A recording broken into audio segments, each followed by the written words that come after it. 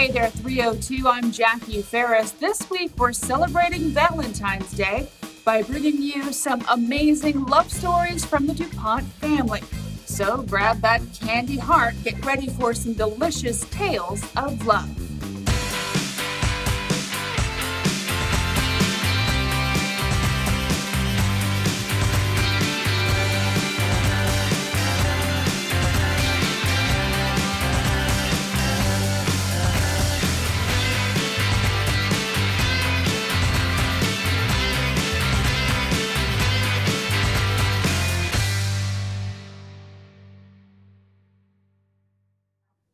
Hey, 302, it's the Valentine's season, and everybody loves a good love story. And you don't have to look much further than the historic DuPont family. I'm joined now by Lucas Clausen, who is a historian with Hagley Museum and Library, who's going to tell us all about three love stories that happened in the historic DuPont family. Lucas, thank you so much for joining us. Absolutely. Glad to be here. So we're going to start off with one of two stories about a woman named Sophie. The first one is Sophie, who fell in love with E.I. DuPont, but it didn't start off as most love stories do, right? It did not. The two met and fell in love pretty quickly, but there was opposition from E.I. DuPont's father, Pierre Samuel DuPont.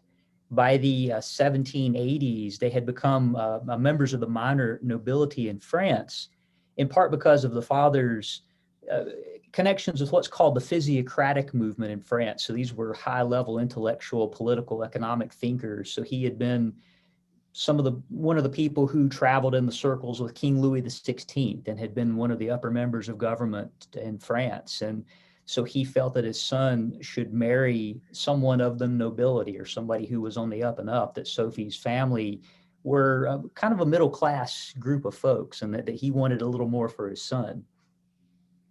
So when you look at the pictures of Sophie, you can see why EI might have fallen in love with her. And it was a very passionate not want to say love affair, because back then they didn't do that kind of thing, but it was very passionate kind of feelings for each other, right? Every description of her was that she was quite a lovely, vivacious person, that everyone that encountered her absolutely loved her, that she was quite outgoing and could make everyone smile and laugh and just be a member of any group, easily circulate in any group. So EI's father wasn't a fan of the match. He didn't think that Sophie was good enough for his son, basically. So what happened? How did they end up together? So E.I. DuPont declared to his father that he was going to marry her one way or the other, and that if he kept up his opposition, that E.I. DuPont would kill himself, which was probably an empty threat, but sounds great to throw something like that out there. The P.S. DuPont finally relented, and the two were married in France in November 1791.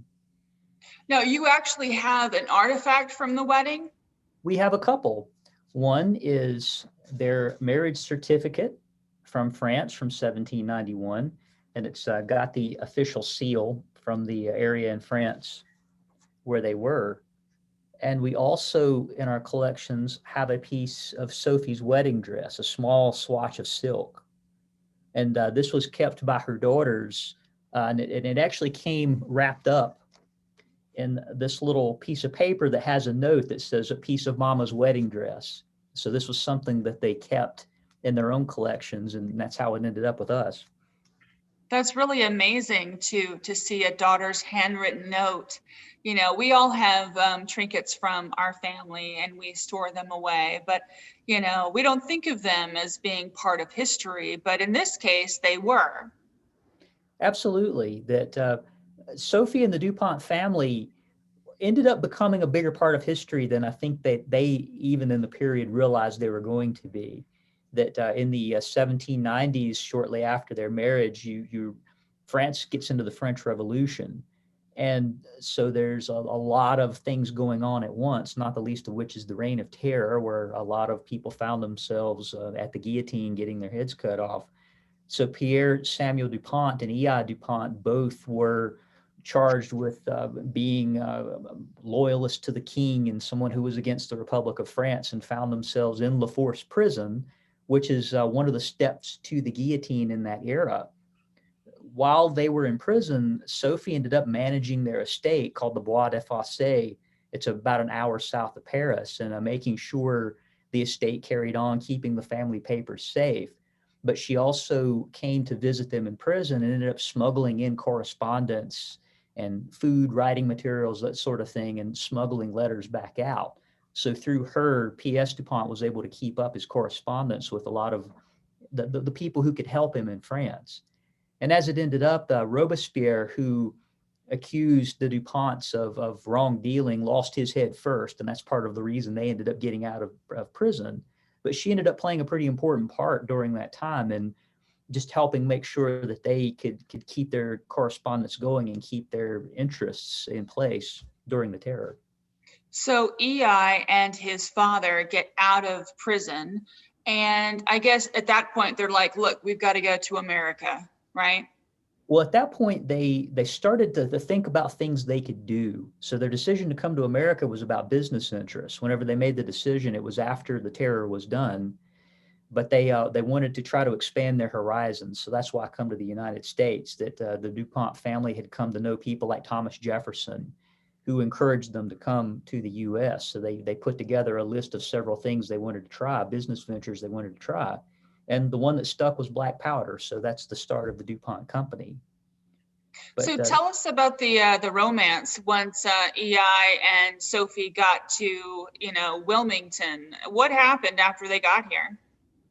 so once they came to the United States, they picked out Wilmington, Delaware as the place to build their factory. And so EI DuPont purchased property, built a house, and they moved their family here. So they came with Sophie, with her brother Charles Dalmas, with a whole group of people, and set up their home here.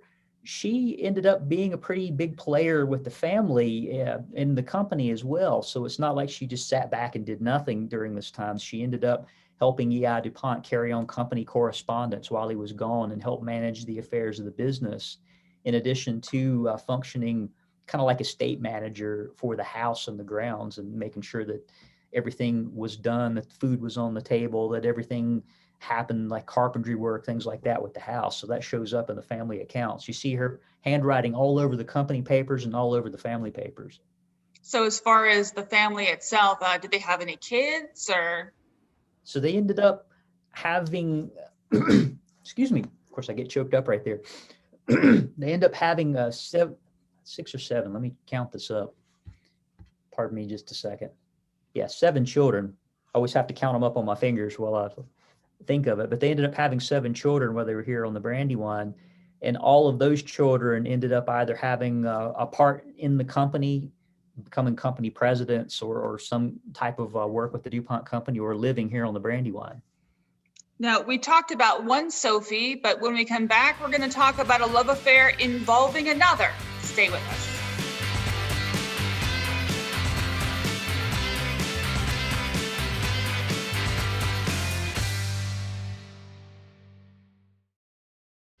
I'm Sue Frost, and I'm organizing you on the 302. Welcome back. We're talking about DuPont love stories. Last segment, we talked about one Sophie. Now we're going to talk about another. I'm joined by Lucas Clausen. He is a historian with Hagley.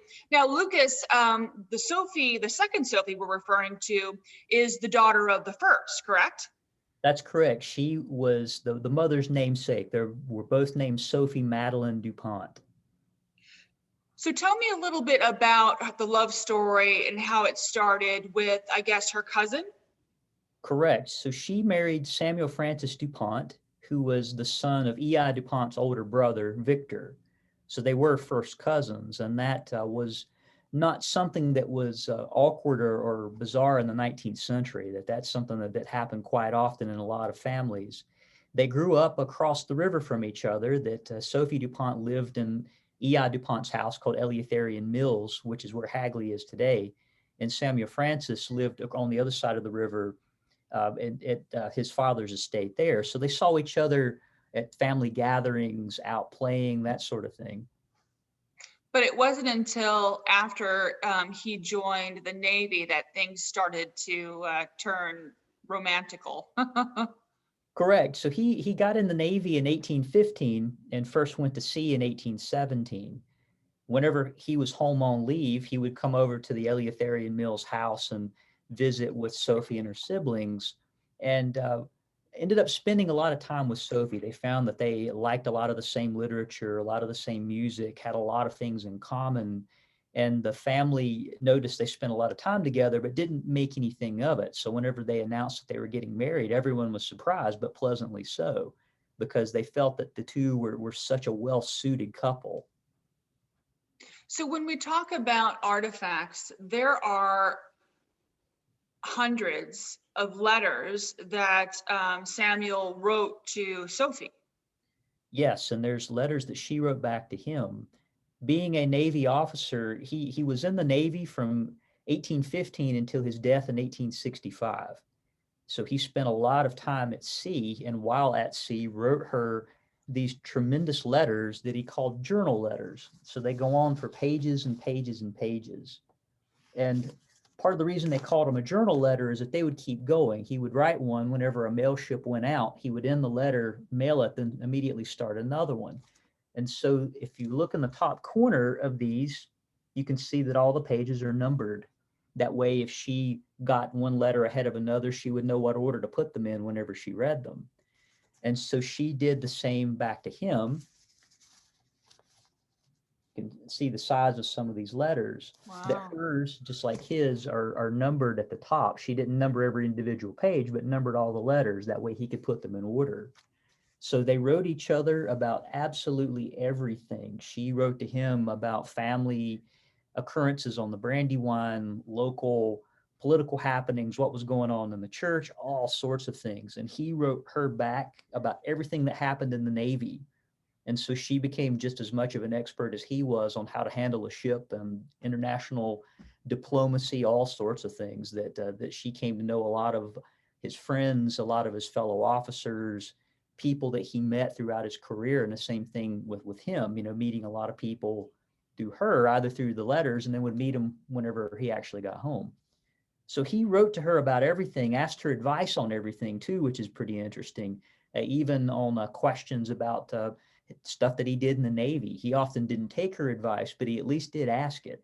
And so she would write him back, and in her journal letters to give these long thought out ideas of what she felt about some of the things that he wrote to her about. So you can see from the letters that they had a very close, a very intimate relationship.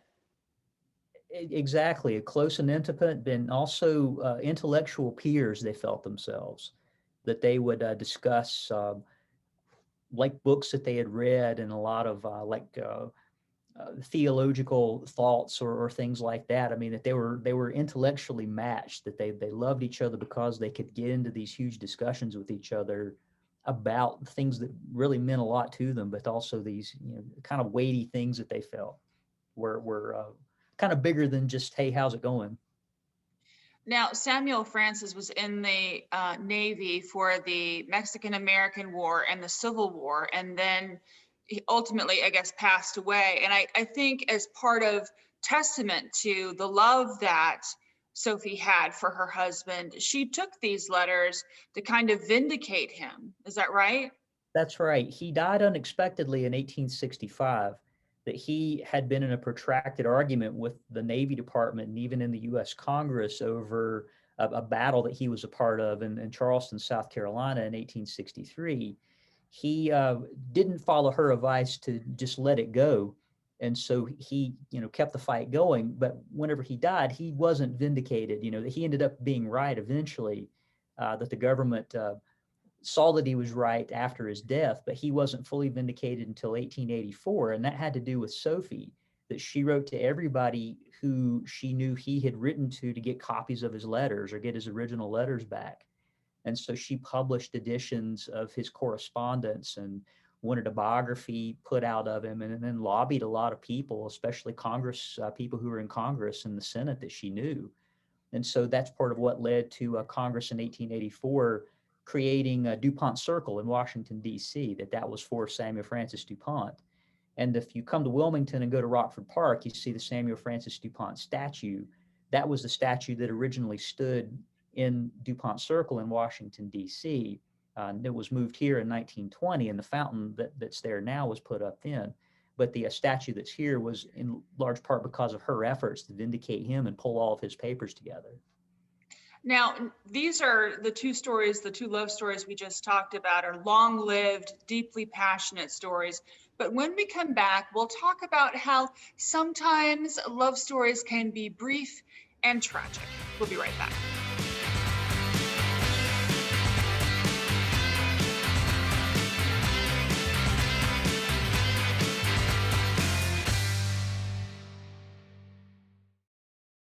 Hi, I'm Wade Katz. Come learn about history on the 302. Welcome back. We're talking about DuPont love stories, and we talked about one of EI and Sophie DuPont's daughters, Sophie, in the last segment. Now we're going to talk about another daughter that they had by the name of Victorine. Lucas, tell us a little bit about who she was. Victorine was the oldest daughter of Sophie Madeleine Dalmas DuPont and EI DuPont. She was born in France, came with the family to the United States. Soon after EI DuPont started the DuPont company, one of the people who partnered with him was a man named Pierre Baudouin. He was a French expatriate who lived in Wilmington, and he ended up becoming a partner in the business. So his son, Ferdinand, and Victorine met through this connection and really hit it off. They felt that they were a perfect match for each other. And the families were all for it, that they wanted to have that stronger connection between these two families, especially since they were business partners. They were both French immigrants, all seemed well. So the two married, and Ferdinand soon after ended up getting sick and within a month died. So it's an incredibly tragic story that she was absolutely devastated by this. Everybody in both families were devastated because he had just been set up with a textile mill on the Brandywine. They thought that he was going to live a long and healthy life. So it was a pretty tragic thing for both families that he died so young, and especially since they had only been married about a month. And I know that some people take tragedy like this in stride, and other people, not so much. She actually turned her pain into something positive. Tell us about that. EI DuPont saw how bad she was hurting from this. And it was right around the time he started up or built the building for the Brandywine manufacturer's Sunday school. So if you come here to Hagley, one of the big attractions is a schoolhouse right in the center of the property. And this was set up originally in a different mill in Wilmington as a Sunday school, which meant that it worked on Sundays. And it was to teach workers and workers' children basic like reading, writing, math, those sorts of things.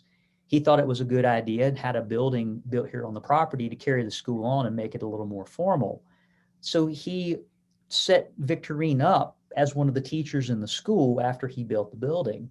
This ended up being something that really took with her, that she felt that was her calling, and that was a way for her to work through the pain of Ferdinand's death, and indeed turning it into something positive. So she worked with the school from 1817 all the way to her death in 1861, and ended up becoming the school superintendent and matron of the school. So a lot of children in the Brandywine Valley got their initial education at the Brandywine Manufacturer's Sunday School with Victorine DuPont Baudouin.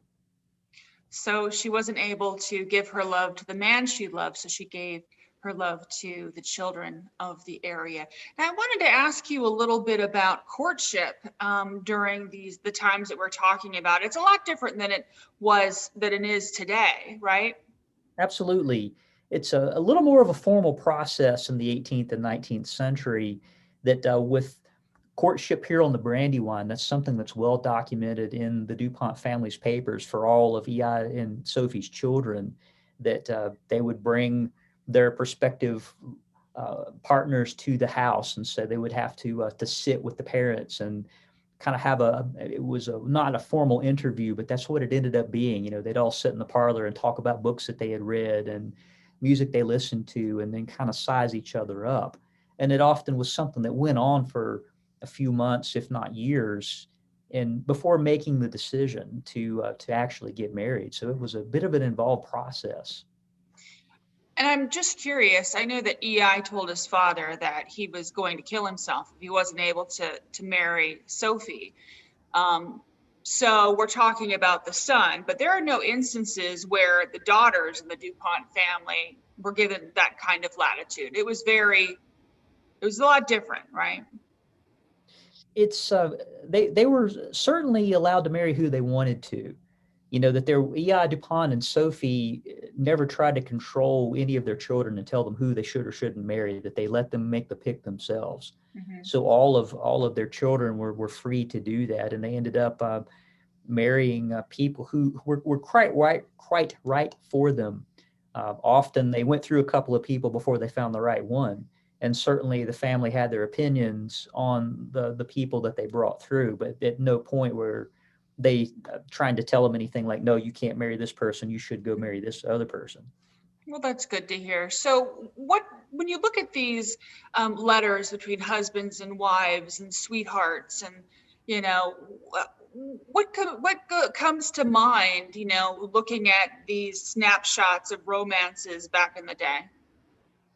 It's a fascinating reminder that people are people, that you read the words of someone who lived 150, 200 years ago and see some of their emotions, their worries, their fears, their loves. And it's very similar to us now.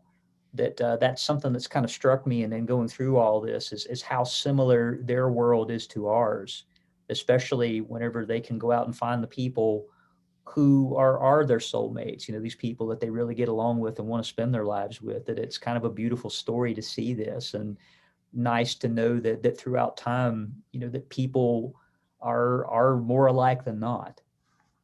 What is it they say? Love endures. Yes, Lucas, indeed. thank you so much for joining us. Absolutely. Thanks for having me. All right, we'll be right back.